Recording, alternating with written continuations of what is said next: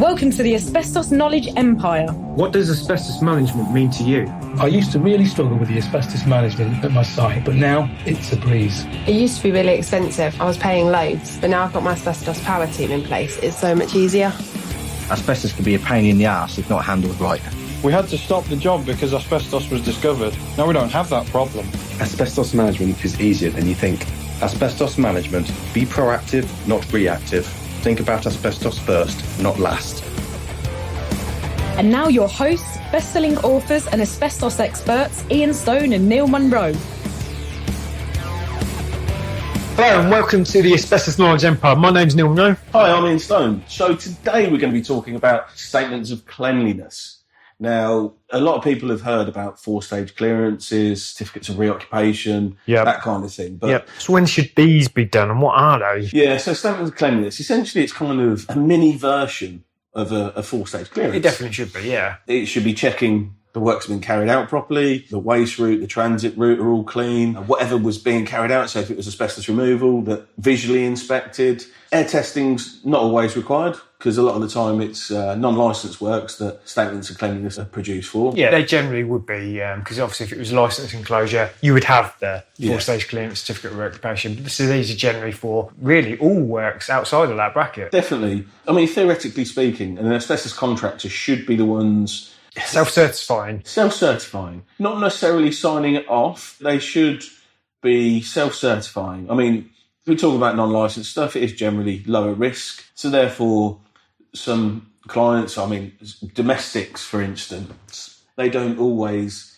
have air monitoring undertaken because, I'm just having my garage roof removed or something. However, at the end of that process, the contractor should be writing a statement to say that what works they've done, what they've carried out, and to what level, and to confirm it is all clean and clear. On the commercial side, we kind of take over that role and we do that more than the contractors because we're there as an independent check. Yeah. We will, like I say, treat it like a mini 4-stage clearance with the initial thing that we do is inspect the contractor's plan of works and risk assessments, check the area over and make sure what they're saying they're doing in their plan matches what our specification says that they should be doing. Yep. We'll manage those works, make sure that the guys are following their works. When they've completed, whatever it is, like I say, I mean, even on a garage, something as simple as a garage, you would think it is easy to do, but the difficulty is, because it's treated as lower risk, cement and things like that, sometimes people don't give as much care and attention to it. No, not as much respect. No.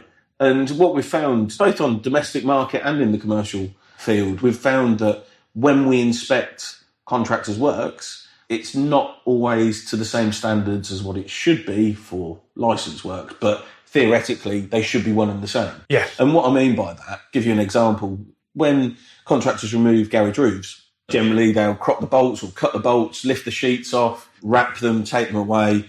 However, the element that I find is missing quite a lot in the non-licensed market is they don't actually clean the area down. No, not to the standard that you would expect or should be. No, and the problem is when the garage sheets went on, when it was installed, they would have put the sheets on, drilled down through the asbestos cement, and then put the bolts through, and for the last, 20, 30, 50 years, that cement has stayed there, and the debris and the dust that's trapped within that element is still there also. So when the contractors do remove the sheets, they should be vacuuming down all of the surfaces. They should be wiping everything over. But that doesn't always happen. Essentially, it should be cleaned to the exact same standard as you'd expect an enclosure to be. Yeah, all dust, debris. Debris removed completely. Everything gone. Yeah. The statement I find is, it's a verification. So if the contractor's completing it, they're having to physically sign and confirm that those works have been completed to a satisfactory standard. Yeah. Now, that process alone, it's a significant step towards, if you're signing that, you're confirming that you've completed this, therefore, the chances are the contractor's going to go out their way to actually complete it and make sure that it is, because they're actually physically signing for that. Yes. So if you're getting this piece of paper, chances are they're going to be a lot further and a lot better than a contract that's not completing this. Definitely.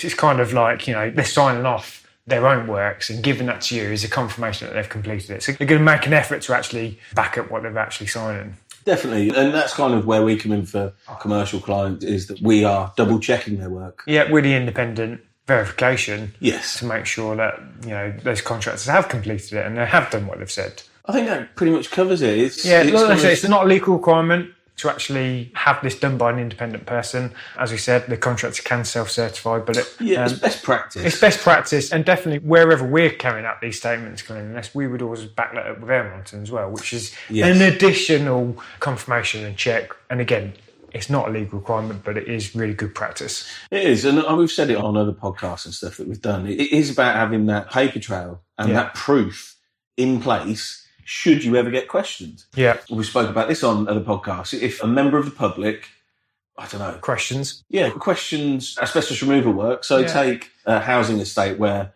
blocks of garages are having all their asbestos roofs removed and replaced. Well, that's all there for every man and their dog to see. Yeah.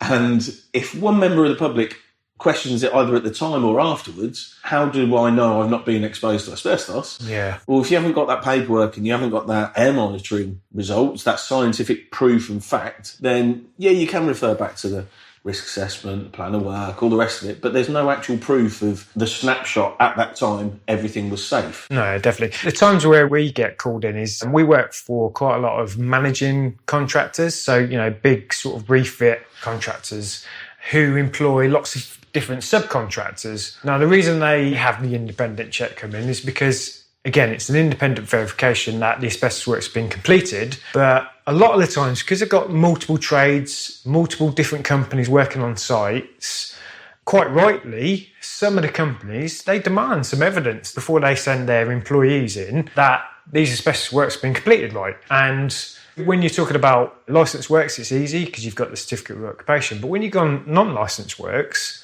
sometimes there's no paperwork trail if you've just employed a contractor to undertake that, if they haven't issued a statement of cleanliness. So to cut all that out, there's these managing contractors employ us to literally issue that statement of cleanliness, that independent check, to quantify that these works have been completed to a satisfactory standard. So that's a good example of where that is used in common practice. I think that covers everything off we wanted to cover that. I hope you enjoyed that. It was quite a short one from us. Yep. Remember, asbestos first, not last.